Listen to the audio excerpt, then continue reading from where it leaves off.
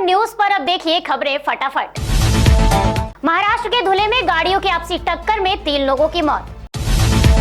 Kashmir zone police ने बताया बारामूला के चेरदारी में सेना और पुलिस के एडीपी पर आतंकियों ने की फायरिंग। बारामूला में जवाबी कार्रवाई में एक आतंकी ढेर, आतंकी के पहचान का प्रयास जारी, एक लोडेड मैगजीन और एक पाक ग्रेनेड हुआ बरामद। दिल्ली के ओखला सब्जी मंडी में सब्जियों के दाम में बढ़ोतरी, ग्राहकों की संख्या में गिरावट। सीएम योगी ने दिए आदेश, पाक की जीत का जश्न मनाने वालों के खिलाफ लगेगा देशद्रोह। क्रूज ड्रग्स मामले में एनसीबी गवाह किरण गोस्वामी को लिया गया हिरासत में। 2018 के धोखाधड़ी मामले में हुई गिरफ्तारी, 2019 में पुणे सिटी पुलिस ने घोषित किया था वांटेड, तब से था लापता और 14 अक्टूबर को जारी हुआ था लुकआउट सर्कुलर। यूपी में मेरठ में हलाल के नाम पर महिला से दुष्कर्म के मामले में 2 आरोपी गिरफ्तार। वडोदरा में खराब प्लेन को रेस्टोरेंट में किया तब्दील, बताया पीएम का सपना है पर्यटन को बढ़ावा मिले, वहीं से मुझे प्लेन के अंदर रेस्टोरेंट खोलने की प्रेरणा मिली। देश में बीते 24 घंटों में कोविड-19 के 16,156 मामले आए सामने, 733 लोगों की गई जान। मध्य प्रदेश में दुबई जा रही 72 वर्षीय महिला एयरपोर्ट पर कोरोना संक्रमित पाई गई, कोविड केयर सेंटर में किया गया भर्ती।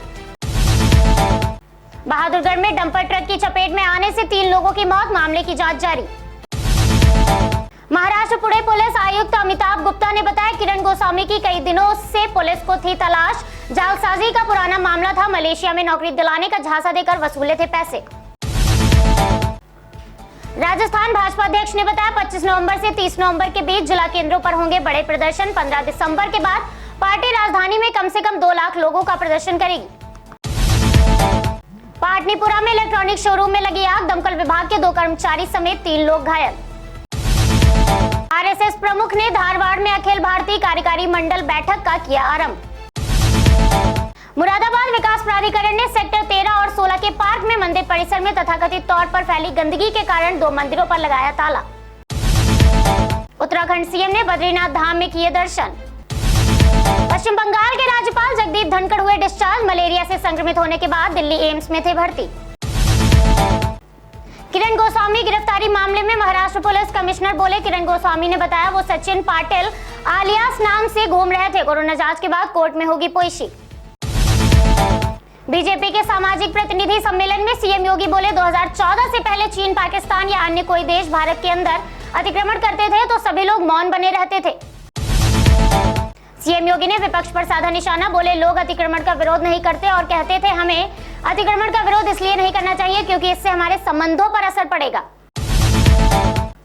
सीएम योगी बोले 2014 के बाद आपने बदलते हुए भारत को देखा, ना ही केवल वैश्विक मंच पर भारत की पहचान बनी बल्कि भारत अपनी परंपरागत पहचान को बनाए रखते हुए दुनिया में एक ताकत के रूप में उभरा। समीर वानखेड़े की बहन की शिकायत पर राष्ट्रीय महिला आयोग की अध्यक्ष रेखा शर्मा बोली, शिकायत लंबी है, हमारे लिए शिकायत साइबर स्टॉकिंग निजता के आधार पर है, उनके 2 मामलों को लेकर हम पुलिस को लिख रहे हैं।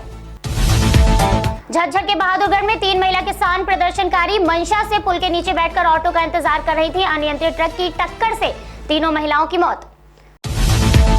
झज्जर एसपी वसीम अकरम ने दी जानकारी, कुछ लोगों को मामूली चोट आई, घटनास्थल से ड्राइवर भाग निकला, पहचान करके तलाश जारी। जम्मू कश्मीर डोडा में मिनी बस के खाई में गिरने से 8 लोगों की मौत, कई घायल। डोडा एसडीआरएफ के विजय कुमार ने बताया एक बच्चा लापता, टीम और लोग कर रहे तलाश। 18वें एशियन भारत शिखर सम्मेलन में पीएम मोदी बोले, महामारी के कारण हम सभी को अनेक चुनौतियों से जूझना पड़ा, लेकिन हमारा आपसी सहयोग, आपसी संवेदना भविष्य में हमारे संबंधों को बल देते रहेंगे। पीएम बोले इतिहास गवाह है, भारत और एशियन के बीच हजारों साल से जीवंत संबंध रहे हैं, इनकी झलक हमारे साथ साझा मूल्य, परंपराएं, भाषाएं, ग्रंथ, वास्तुकला, संस्कृति हर चीज दिखाती है। सम्मेलन में पीएम बोले वर्ष 2022 में हमारी पार्टनरशिप के 30 साल पूरे होंगे, भारत आजादी के 75 साल पूरे करेगा। मुझे खुशी है कि इस महत्वपूर्ण पड़ाव को हम एशियन भारत मित्रता वर्ष के रूप में मनाएंगे। CII एशिया स्वास्थ्य 2021 कार्यक्रम में केंद्रीय स्वास्थ्य मंत्री बोले बेहतर हेल्थ केयर के लिए भारत बहुत तेजी से आगे बढ़ रहा। केंद्रीय स्वास्थ्य मंत्री बोले हम जीडीपी का 2.5% स्वास्थ्य क्षेत्र में खर्च करने की दिशा में आगे बढ़ रहे हैं, देश के नागरिक स्वस्थ रहें, हम इसके लिए काम कर रहे हैं। स्वास्थ्य मंत्रालय के अनुसार राज्य और केंद्र शासित प्रदेशों को वैक्सीन के 108 करोड़ से ज्यादा खुराक उपलब्ध कराई गई। चंडीगढ़ में TBRL लोगों को संबोधित करते हुए रक्षा मंत्री बोले, किसी समय 2 कमरों से शुरू हुई TBRL देश को महत्वपूर्ण रक्षा तकनीक और क्षमताएं प्रदान करने वाली लेबोरेटरी बन चुकी है। यूपी सरकार ने लखीमपुर और अमेठी के डीएम सहित 10 IAS अधिकारियों के तबादले किए, कई जिलों के पुलिस अधीक्षक भी बदले। लखीमपुर हिंसा के बाद जिलाधिकारी अरविंद कुमार चौरसिया को हटाकर होल्ड पर रखा है। 29 PPS अफसरों के भी हुए तबादले। लखनऊ में आगामी त्योहारों को देखते हुए रेलवे दक्षिण भारत के लिए स्पेशल ट्रेनें चलाएगा। ट्रेन 3 फेरों में चलेगी।